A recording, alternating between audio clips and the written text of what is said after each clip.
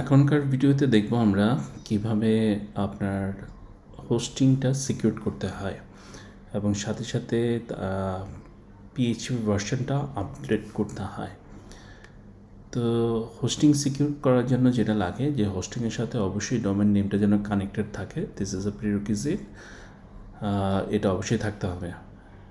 তো এটা যদি থাকে then you go for security menu, ওখানে গেলে লেস এনক্রিপ্ট অপশন। তো লেস এনক্রিপ্ট ক্লিক করার পরে আপনার যদি সিকিউর থাকে তাহলে you see this kind of things, আর যদি না থাকে তো যেটা হবে যে আপনার যে সাইটটা আছে, যেমন এখানে দুইটা আছে, আপনার মেইন ডোমেন যেটা আছে সোশিওটেক সলিউশন বা আপনার সাবডোমেনগুলোর জন্য আপনি করে নিতে পারেন, বাট মেইন ডোমেনটার জন্য করতে হলে আপনি ইস্যুতে ক্লিক করবেন।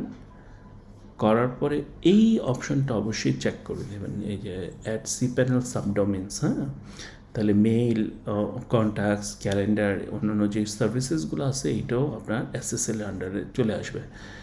এইটা হলে যেটা হয় যে আপনার ক্লায়েন্টের মেশিন থেকে সার্ভার মেশিনে যত ধরনের কমিউনিকেশন হবে প্রত্যেকটা এনক্রিপ্টেড থাকে। আর না হলে এইটা যদি SSL না থাকে, অর্থাৎ SSL হলে এখানে দেখবেন এই লক সাইনটা থাকে ওয়েবসাইটের। তো SSL না থাকলে কি হয় যে ক্লায়েন্ট মেশিনের সাথে সার্ভার মেশিনের যত কমিউনিকেশন হবে তা আপনার যে কোনো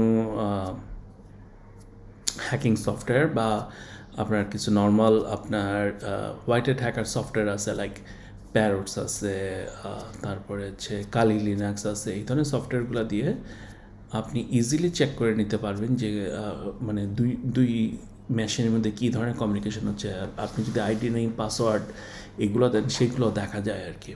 তো আপনি যখনই কমিউনিকেট করেন প্লিজ চেক করে নেবেন যে ওই সাইটটাতে এই সিকিউর সাইট কিনা। হ্যাঁ, তারপরে এটা ক্লিক করার পরে দেন ক্লিক অন ইস্যুতে ক্লিক করলে পরে আপনার ওই যে একটা লিস্ট দেখলাম, এই লিস্টটা সে শো করবে, যেমন এই কথাটা চলে আসবে, the SSL is now install under the domain, আপনার ডোমেইন নাম আসবে এবং IP অ্যাড্রেসটার নাম চলে আসবে। এটা আসার পরে you can see this listing. হ্যাঁ, যে এখানে এই লিস্টটা শো করবে, যেমন সোশিওটেক সলিউশনের জন্য আমরা করছিলাম, তো মেইল, CPanel, ওয়েবডিক্স যা আছে এই সবগুলোর জন্য আপনার এই SSLটা ইনস্টল হয়ে যায়। এইটা হইলে পরে তারপরে আপনি যখন আপনার ওয়েবসাইটের নাম লিখবেন তো ওইখানে এই লকটা শো করবে। তো এইভাবে আমরা কি করতে পারি যে আমাদের ওয়েব হোস্টিংয়ে আমরা হচ্ছে SSL বা সিকিউর সফট লেয়ারটা ইনস্টল করতে পারি।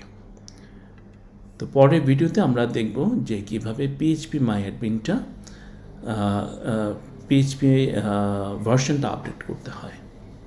See you in the next video.